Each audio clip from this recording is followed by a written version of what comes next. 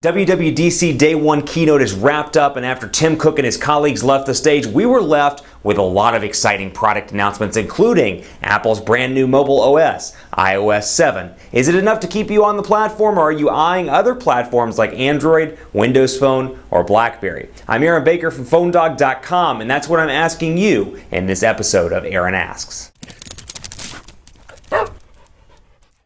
So it was an exciting day for Apple fans across the globe, and even if you're not an Apple fan, exciting news for the mobile space, period. One of the announcements this morning made by Tim Cook, Jony Ive, and a bunch of other people that took the stage to announce various components, Apple's iOS 7. It brings in an entirely new design that some consider flat. I would consider a little bit more maybe neon, at least in terms of color, but it is a redesign from what we've seen over the past couple of years from the Cupertino-based company. A lot of different changes from design to overall influence in the space. There's a lot going on in the new iOS 7. My question to you is pretty simple. After looking at iOS 7, looking at some of the new features, looking at the fact that you can swipe and move things around a little bit differently, multitasking has been improved. There's a control center where you can access quick applications or quick toggles like Wi-Fi, airplane mode, and more. My question to you is, if you're on iOS, are you going to stay on iOS? Are you going to move to something else? Or perhaps if you're on Android or Windows Phone, have you considered moving to iOS to take advantage of iOS 7 when it launches in the fall? I want to hear from you. I'm on Twitter at PhoneDog_Aaron. I'm on Facebook at Facebook.com/HiAaronBaker. And you can leave comments right here below, either on the YouTube video